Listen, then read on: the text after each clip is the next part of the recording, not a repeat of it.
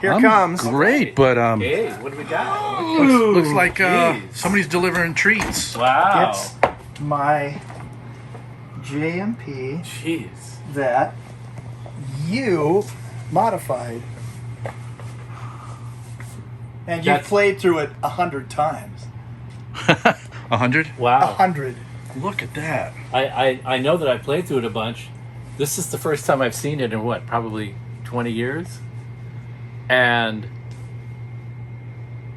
the modification, when I modified it, that was 35 years ago. I figured it out the other day. So you modified this thing? Yeah, so that would be the first time in 35 years that I've looked inside. And I don't think you've seen it in 27 years. Joey, what has happened to this amp between Steve being inside it and now? Let's kind of bring it up to date before we get into what's going to happen here on the bench today.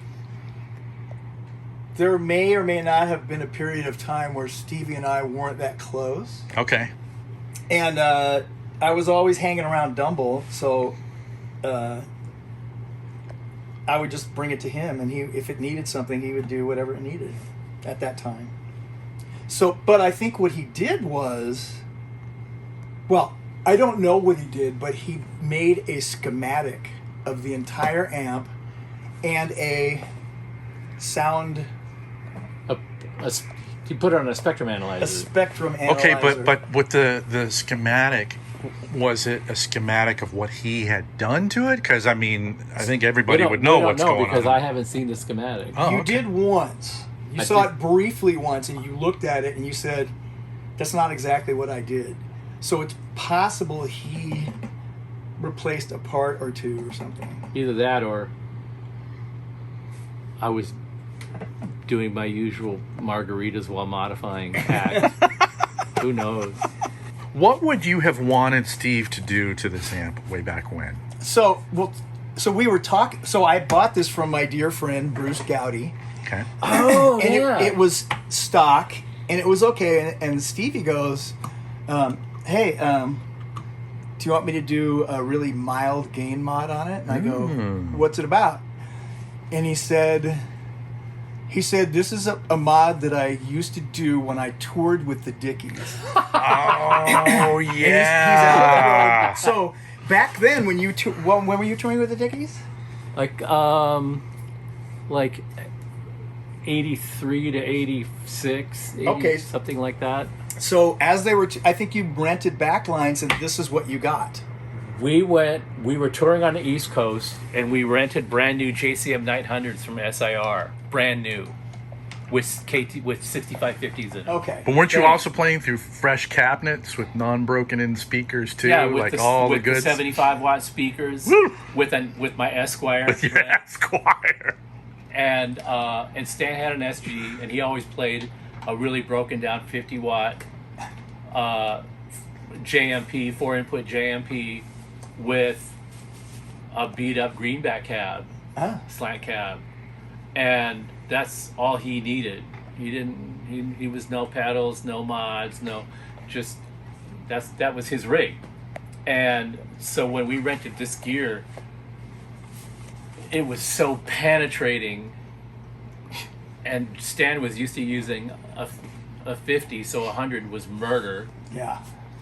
And we always just cranked everything. And, we're doing it. This is pre Yeah. power station, Yeah, we're attenuation products. doing Nights in White Satin at 130 beats per second, per second. And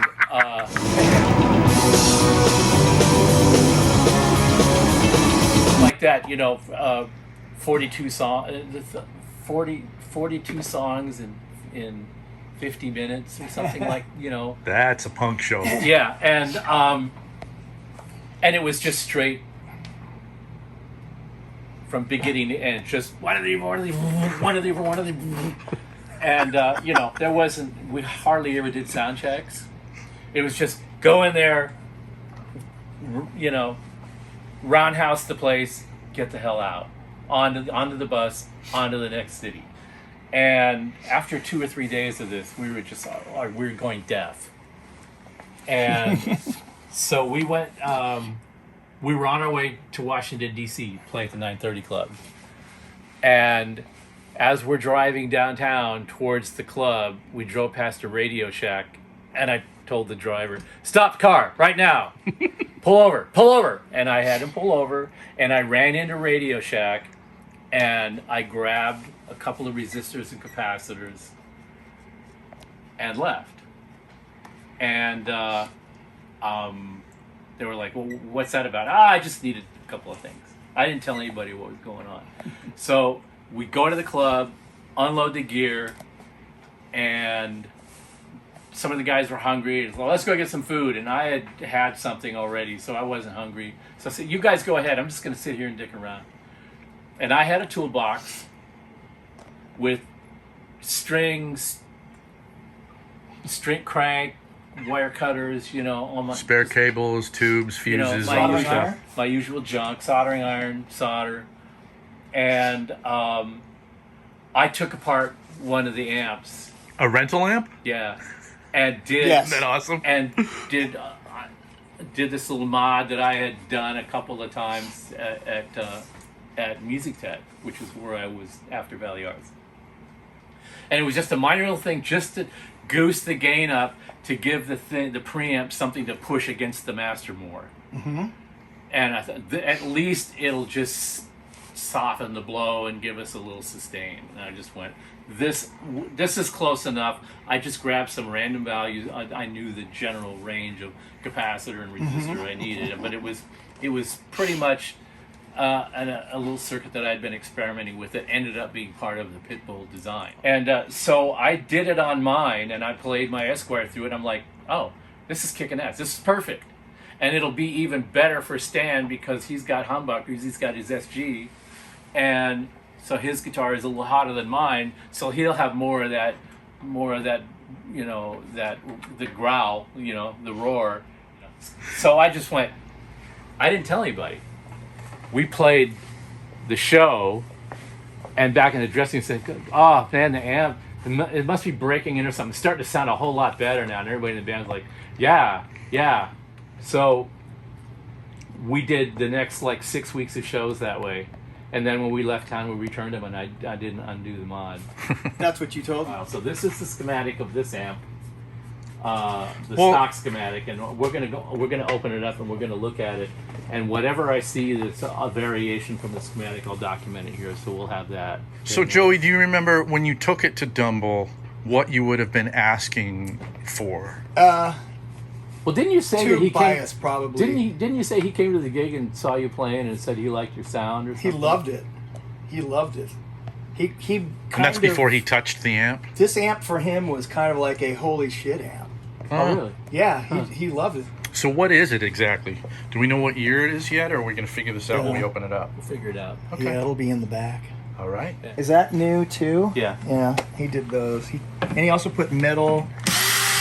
He put metal washers on the front, or actually replaced the front jacks because. Oh yeah, I saw interesting. that. Because they were, you know, they always loosen themselves. And Well, hey, at least we know whose amp it is. Joey.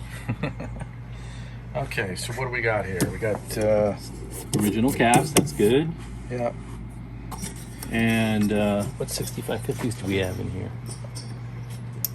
Are these the ones? How long have these been in there? These are Svetlanas. long time, fairly long. Yep, long time. Like what? 5 years? 20 years? What? Oh, I don't know. I don't know. Oh, and hey, 79. well, we're talking about 79. Yeah. 79. Is it 79? Yeah. There we go. There you go. Yep. Okay. So, Joey, how's the amp sounding today? It sounds great. Okay, so it's still... It's phenomenal. I found another tube.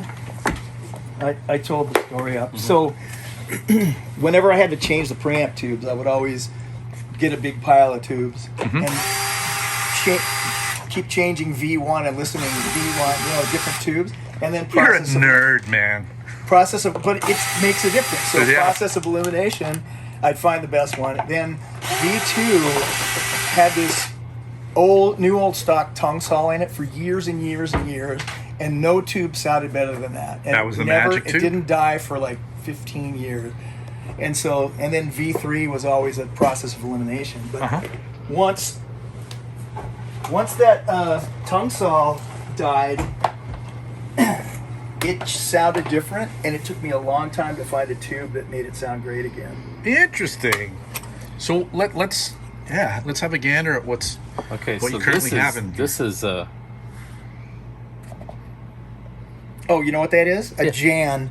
Remember when the Air Force, was it the Air Force or the released?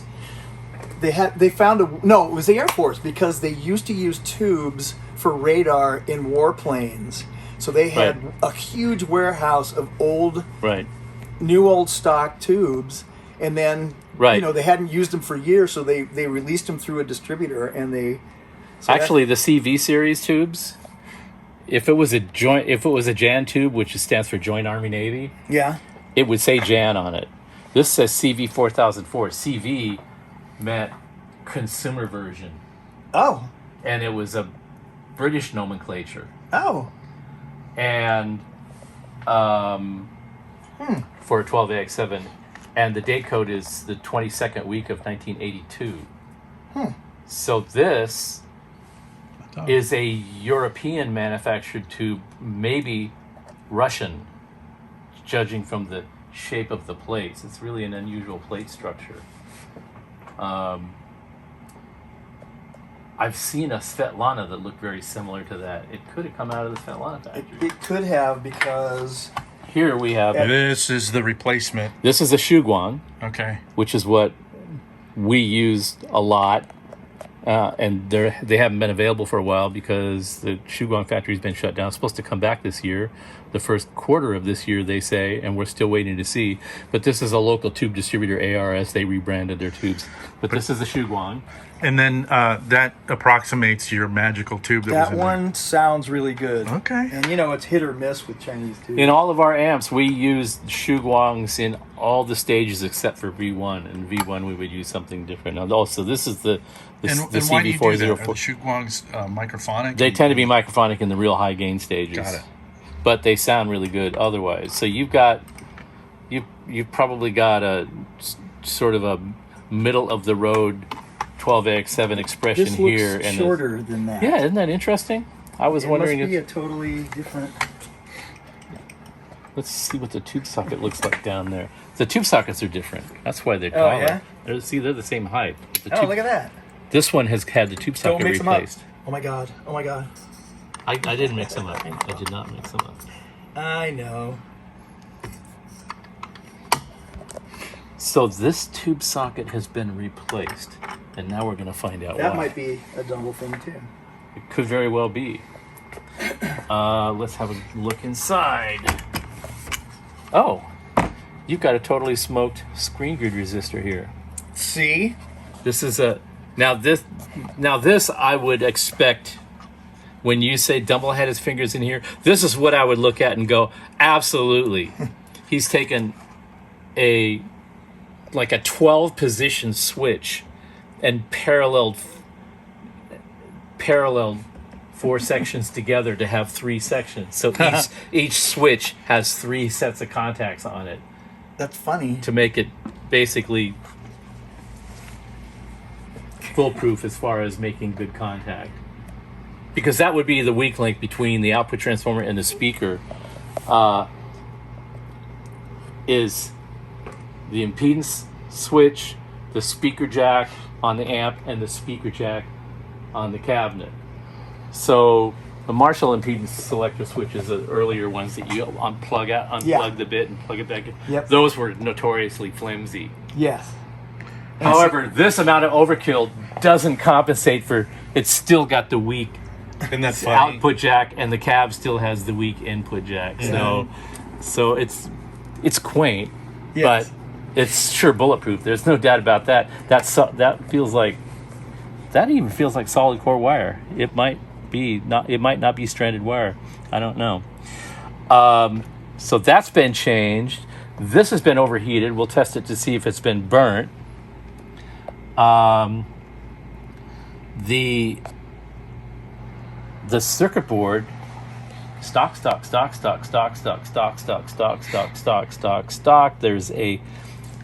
There's a bypass capacitor on one of the plate resistors, and there's a different capacitor network here on the second cathode stage, which is that's the Dickies mod. How about that? On the stock amp, this would be, in fact, it might even say it. Yep. Master volume amp, 10K. The stock amp, 820 ohms. So on the schematic here, you've got the first input stage that has the 2.7K and the 0.68 mic capacitor, which is 2.7K, 0.68. This is the stock input stage all Marshalls have. And then the other stage had the bigger capacitor and smaller resistor on it when it was a 4 input. But on this series, they made it a 2 input and put what was normally the base channel after the bright channel input stage. Took the output off of that and fed it through the jack into the input of the next stage, which has a 10K cathode resistor in order to really reduce the gain of that stage so it wouldn't oscillate. And the reason they didn't want it to oscillate is because they didn't use shielded wires on the grids on these. They used just regular PVC unshielded wire. So if you had too much gain going on here, you'd get oscillation here with squeal. So they goosed the gain up as much as they could get away with without having to do any shielding and stopped there. We actually saw in Bruce's amp this same era where the lead goes between the plate resistors and it's glued in place so that it would perform a through the atmosphere negative feedback network. So this has the 68K input resistor, which is the grid stopper resistor here, and the 1 meg to ground here is connected to the jack over here, or was. Yeah, there it is right there. So Dumble had changed from these style of plastic cliff jacks to heavy duty switchcraft, and he had one of these switchcrafts that has a really heavy duty switching component, which is represented here. So this is a much more solid contact. That's all he did there. This resistor capacitor network is the same. The bright cap here, let's see, what is that? 401M. Let's see. That would be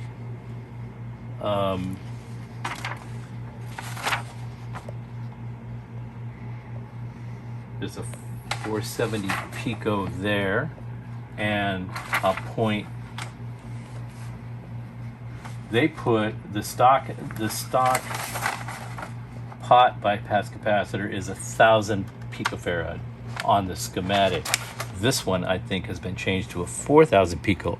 I might have done that because that jacks up the mid-range. And then I changed this 10K to a 2.2K and put, I think, a 1 mic bypass capacitor on it. It's kind of gooped up so it's hard to see, but yeah, 1 mic, 50 volts, and that gives it more bass response than just having the resistor by itself. Actually, it gives it more high frequency gain too. So this is what I did when I went to Radio Shack. I bought just arbitrary capacitor. Oh yeah, 1 mic. They got a 1 mic, and then we'll put anything. I was looking for anything between 1.5K and 3.3K. The Radio Shack would have. That'll do the job, and that's what I put in there. So this has got pretty much that mod and nothing else really changed. There's a 4.7K resistor on the presence control and a 0.1 mic cap on the presence control, and I think is that 0.1? Yeah, 0.1, which I believe is stock. Let's go look at the presence control. 0.1. Yeah, that's stock. All right. So is it safe to say that what we're seeing that Dumble did was more just kind of roadworthyizing it? Yeah. Like there's no circuitry modding or anything like that. Just making things a little more robust. Right. What's really funny is this has been working okay, right? Last time I turned it on. And when was that? How long ago? Roughly? A year, 2 years? Could have been a year. A year? Fine. That means we don't have to worry about reforming the caps. But this could have been discolored from overheat from the previous tube. Maybe you had a bad tube at some point and overheated that. But it's reading. It's a 1K resistor and it's reading 1K. Wow. 1.1. And this one that's not overheated is also reading 1.1K. 1.15, 1.16. So these are good. Probably don't need to be changed. We'll put the screws to it when we put it on a load, and then check the value of it after we do that to see if it changes, but it probably won't. God, there just isn't a hell of a lot to do here except just sort of validate stuff. The reason we're here, of course, is because I saw Bruce Nelson's show with his, with his watched JMP that? combo. Awesome. And I immediately called Stevie and said, "What about my head that you modded? What about it? Come on." And he goes, all right. Because Bruce's is stock, right? Bruce's, yeah. I have 5 JMP amps. And was this your number one? That's my first one. Oh, okay. And my number one. I have a stock combo as well. Oh, you with do? 6550s. Which one? The 2103 or the 2104? The 50 watt or the 100 watt? 50. And then I have a 100 watt head. Stock. Okay. Not stock. We changed it to EL34s because it took off my eyebrows. And who did that? Was that a Dumble thing or was that? Do you remember who did it? It may have been him. Just I kind still have the original 6550s from the amp. Oh, do you? Yep. Okay, so I'm checking the filter He cap. tested those and put all the test figures on the tube like he used to do. Oh, interesting. So what's going on over here? I'm just testing the filter capacitors. So Okay. this one, these are both 50 mic dual. And they're the cans. originals. These are the originals. You can look on the top. There isn't any bubbling of the little pressure relief valve, which is usually in the middle. Sure. If it was going to bulge out a little bit, you would see it. But you can't even see the outline of it. So those are perfectly good. Joey's done a great job of playing this thing regularly, and that's why they're in the shape that they're in. So these are two 50 mics in parallel, which would read 100 mics, and these generally read at the value printed on the case. And here we are, 105 mics for the two in parallel. So that's on the average 52 mics per section, way inside the acceptable tolerance. And then this one, we've got 49.5 mics on one section, 51 on the other section, and then I'm going to keep that grounded and go over here, and there's a capacitor on the top of the chassis down under here that's for the preamp stages, and one section of that is reading 50 mics, and the other side 50 mics. Can't get any closer than that. So what are we going to look at now? We're going to look at the power output and just check the bias. We're at 120 volts there. We got our usual 1 kilohertz sine wave. This does not have an effects loop in it, So we have to use. Do you want to put one in it? No. Well, Steve has a schematic over here with a non-tube buffered. He's got a power station. He don't.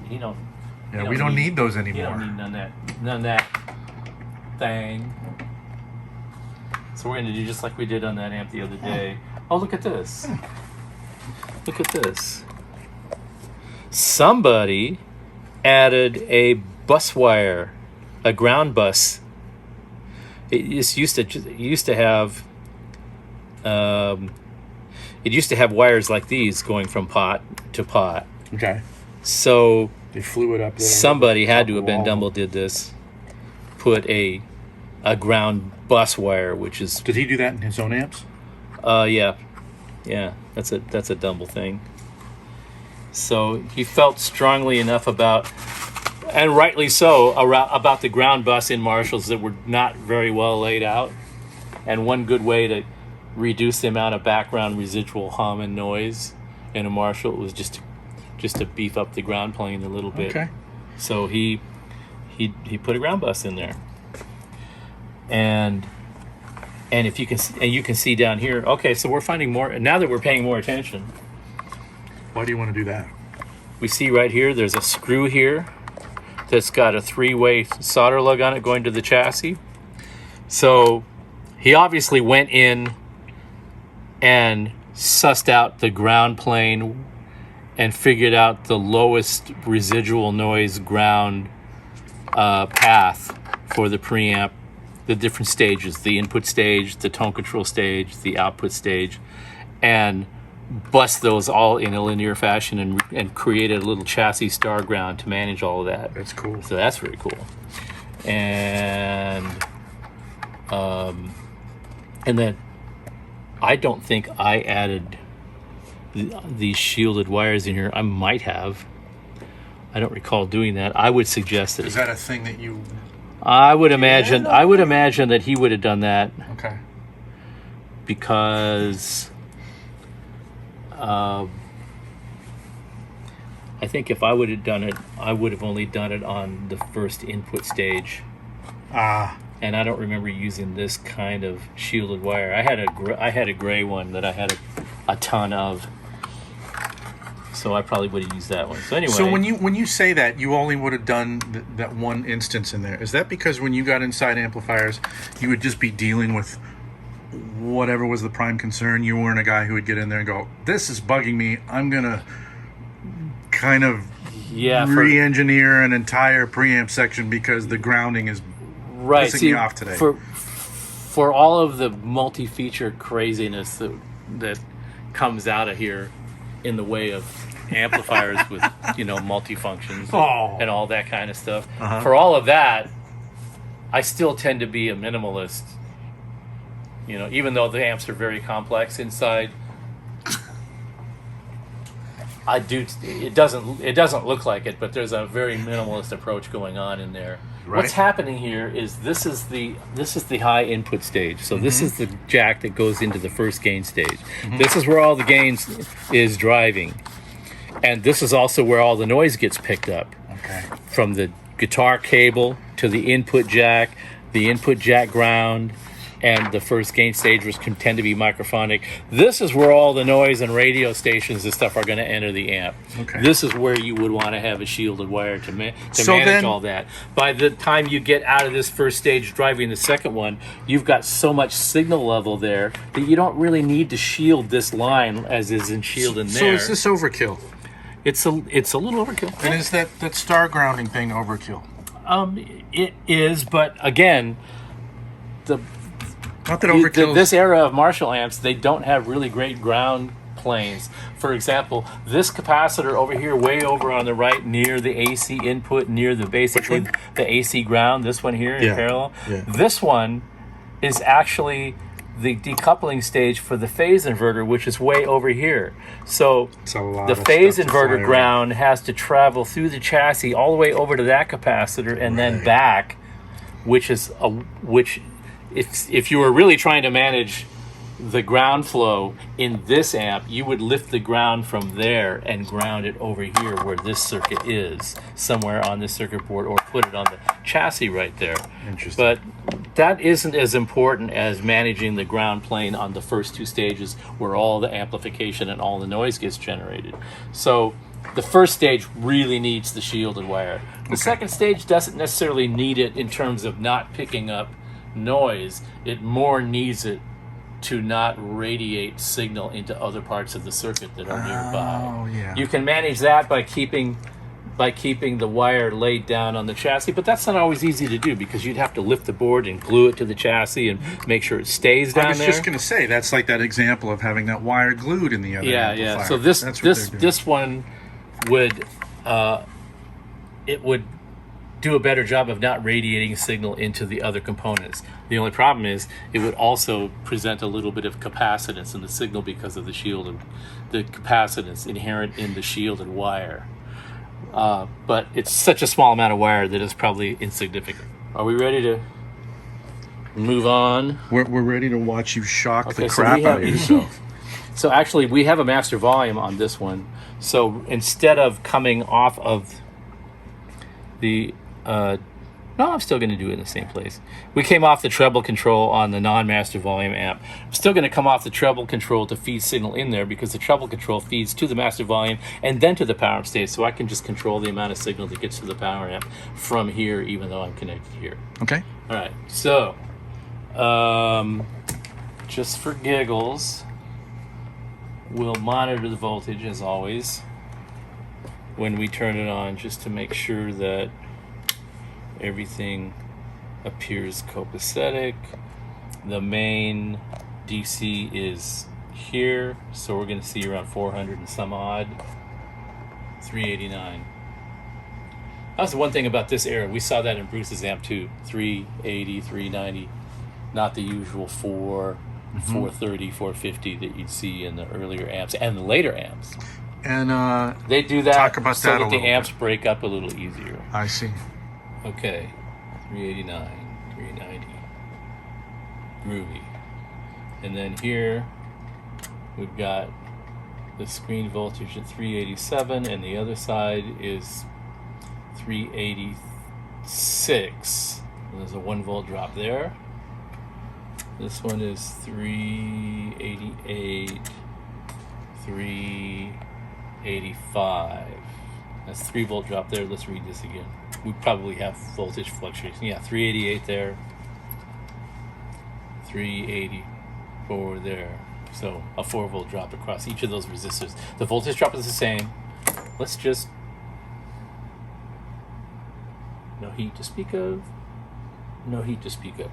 So those are good. You want to try that? No.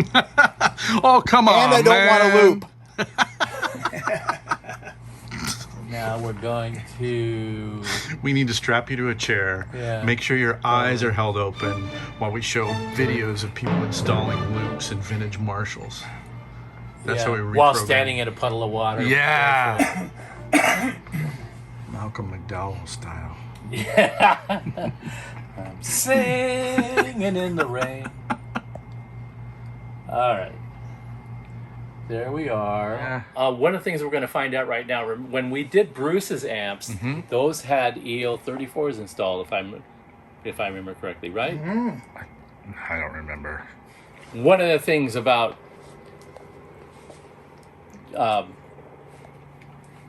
changing these amps to run with 6550s is all they did was change the bias. 6550, the plate impedance, the operating curve of a 6L6 and a 6550 are very similar, and they are quite different than an EL34. So in order to get the equivalent amount of power transfer from an amp that has EL34s to an amp that has 6550s, is the transformer, the output transformer actually has to change to compensate for the difference in impedance between the two. Makes sense. So the plate impedance of 6550s is lower than EL34s. So when you put, all Marshall did, and I think this is largely because Marshall didn't actually do it, Korg, the US distributor, did it. Right. just to get rid of the problems that they were having with EL34s. Their in-house engineers said, you could just put 65. So you're saying they would come over and then they would do this stuff before they went out? Yeah, yeah. Wow. Yeah. So that's why you would see the little resistor mod, right?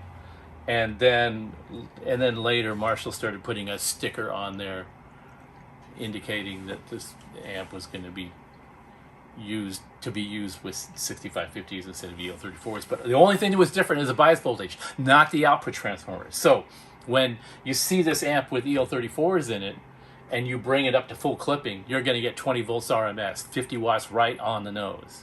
As was designed.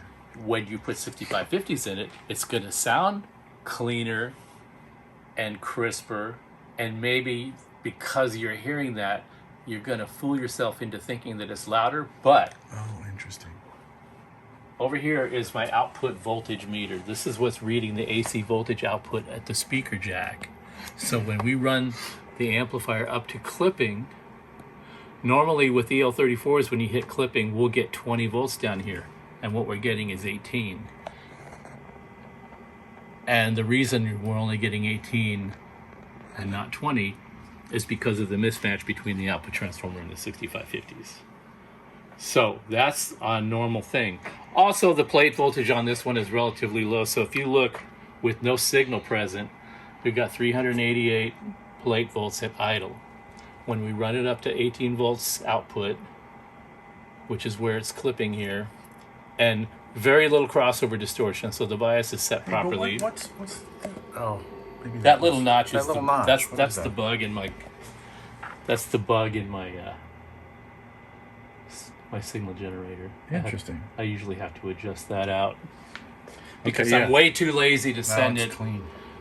to the place that makes it to have it calibrated. I can that's my workaround. Anyway, you see the crossover distortion there, which is normal. You want to have just a tiny bit, and there it is. So we're at 18 volts at clipping, and the plate supply is down to 360. Normally, you're going to see in a 50 to get this amp to be at 50 watts with 6550s. First, we have to have the output transformer that matches the tubes, which is in the case of the Deliverance and all of our amps that use 6550s and KT88s. All those output transformers are wound for those tubes. The amps that we make that have EL34s in them have output transformers that are wound for EL34s. Why are you doing things correctly? Well, but see, that's the thing. I don't want to compete with basically a bullshit marketing point. Okay. You can put all kinds of different tubes in and just change the bias. We have a bias switch. Just switch the switch, and you can use any tube. Yeah, you can use any tube. You can use flat tires on your car or overinflated tires on your car as well. And overinflating them will give you that nice hard that sports car ride Sure. where you can feel every pebble in the road. Yeah. And you I'm let driving out Grandma's 20 Cadillac. pounds per square inch when you're Yeah. taking your mother-in-law to the park. Exactly. And so she won't get upset that the car doesn't ride like a boat, right? That's It doesn't feel like I'm sitting on my couch. so that's what that's about. In this case, we're doing pretty good, but the plate voltage is very low. To get 50 watts out of the amp under these circumstances, we need to down another 40 volts on the plates to get us up to that last 2 volts of threshold. We can hit clipping a little harder. We can do that by cranking up the presence or turning. Yeah. Let's get rid of the presence and jam some more signal into the input there. Now, what do we got? Okay, we can get to 20 volts there, but with a ton of clipping. An look at that. EL34 fitted amp will hit 20 volts, but the clipping will look more like this, Yeah. right at the onset, which is where you want it. So,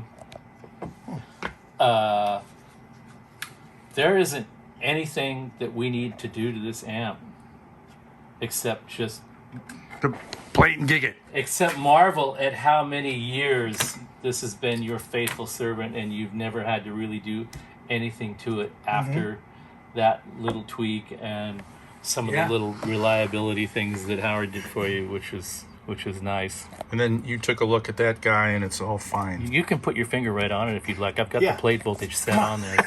So. How many watts is that putting out then? If it's got a lower voltage because of the mismatch. You got your phone Yeah. handy? Yeah. Grab it. You mean for numbers? Yeah. Yeah, so open the calculator, and you're going to tell us. Okay. So Hold on. go to the calculator. Ready to do some math? Yep. We're going to do some math. Okay, so we've got 18 volts here at clipping. Let's see, I unplugged the input signal. Look at that. Let's put that back on. You look prepared to do some calculating. Mm-hmm. Is this your warm-up? Okay. We're right at, okay. We're at 18 volts. So 18 volts times 18 volts. So we're squaring the output voltage and dividing by 8 ohms, which is the impedance we're operating at. 40.5 watts. Very interesting. Reinhold tested that amp. He didn't do anything to it, but he tested it. He goes, it's not 50 watts.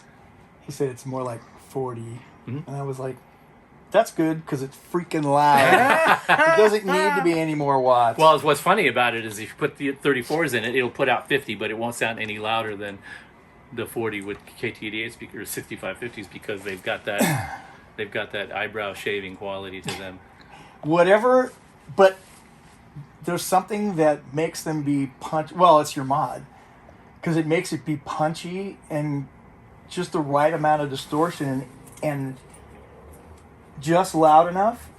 You can't go any louder than just loud enough, because then it'll mush up. Yeah. Sure. But it just gets to the exact right volume in a 412. It's punchy, because you said it added some mid, right? Mm-hmm. It's just perfect. Needs nothing. It shouldn't ever be changed. All right. So Looks like that's what made the amp complete. Yes.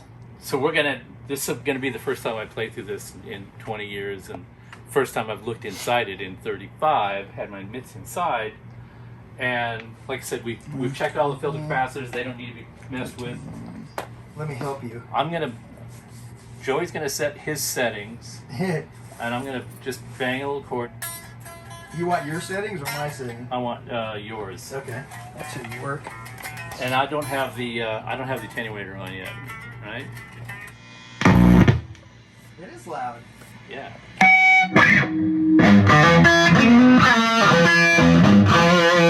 That's your setting? Yeah. That's a lot thicker than I remember your setting. Maybe. Well, you know what? Maybe. He probably wasn't playing a hammer. I'm sorry. It's a there.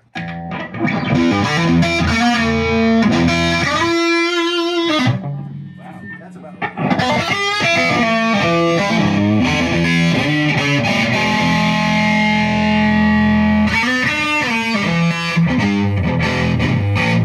Oh, that's your setting. That's right. I would turn the gain down, right? Yes. You would. Okay, so this is my setting. When I would come to your gig, I would do this and this, right? Yes. About there? Yep. Did I turn this all the way up? I don't remember.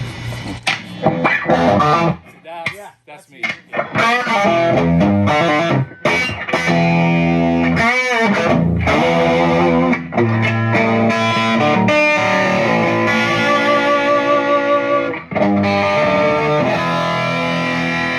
Yeah. Woo! That's definitely my setting. I might even add a little presence. Yeah. You like the thicker, chunkier. Well, I used to What What use. guitars were you playing, though? That's a big... At that time I was playing an Anderson with a treble bleed, Oh, and so okay. you could turn it down to like Which Anderson? classic The classic? So With- was it 3 singles, or did you have a Bucker in the bridge? Bucker, Yeah, okay. Duncan. And when I jammed with you, I was using your guitar, so that's Yeah, a Duncan. There you go. That's cool.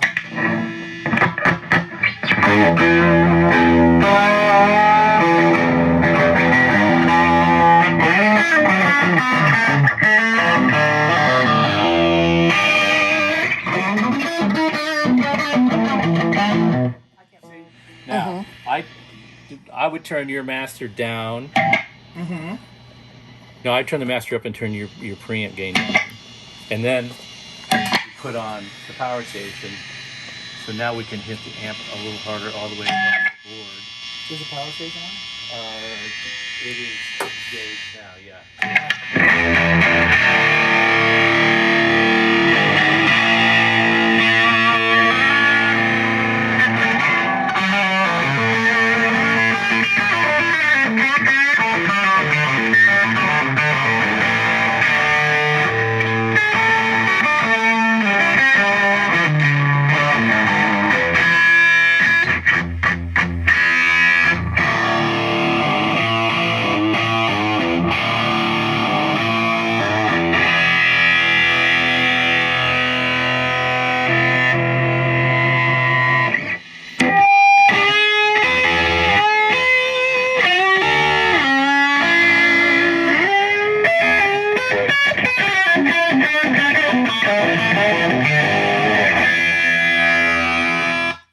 Wow. What you're hearing is more power amp saturation now. Yeah. So I'm turning that back a little bit, so go ahead.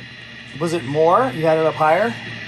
Yeah, I've turned the master down a little bit. So Yeah, not it was saturated. way, that I would never get it up that loud because Okay, it's try too it.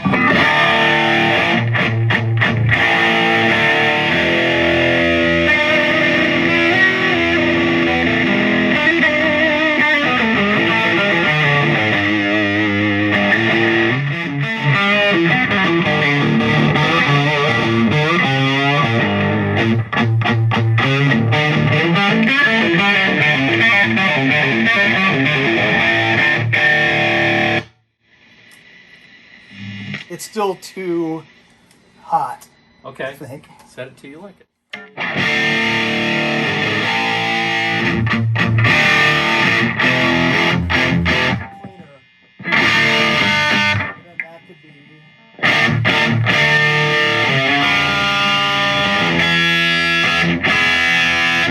This sounds good, even turned down. Yeah.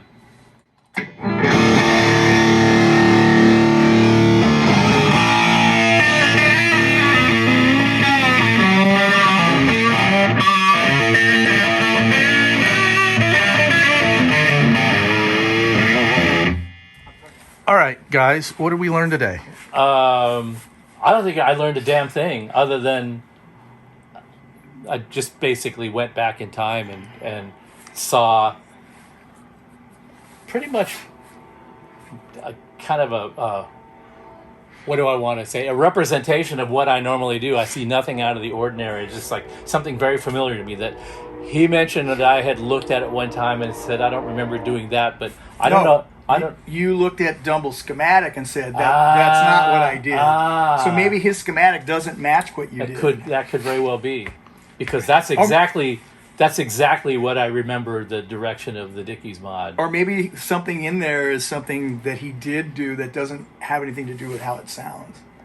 Which would be that ground stuff. Yeah. That makes sense. That makes yeah, sense. Yeah. But, and it's actually a lot more gain than I normally use. But I did that mod on a JCM, 100 watt JCM 800 with a Telecaster straight in, an Esquire straight in. So that makes perfect sense to me that I would do that and then jack up the gain more. But it's also nice to have that amount of gain available, even if you're not going to use it, right? Because it's not like an obscene gain machine amp. It's not like crazy preamp stuff. You really have to push it to get it there. But see, that would have right? worked well with Stan's guitar too, because he Sure. had humbuckers and he liked more saturation like Joey does. Mm-hmm. So that explains. That would, in today's rational thinking, revisiting of that whole thing, that would explain how we had an easier time using those amps on tour. But at the end of the day, it's a punk rock band. We're not doing any soundtracks. We're bashing through songs in a different city every night. And we still kept inching the volume up as we went through the night. And I remember after I got off on that tour, 2 days after I got off on that tour and then went to a rehearsal for my band, everybody in the room was screaming about how loud I was playing, and it sounded normal to me. I was so deaf when I got back from that tour. I had no idea how loud it was, and until about a week later, I came back to rehearsal and I played through my amp, and I'm like, holy crap!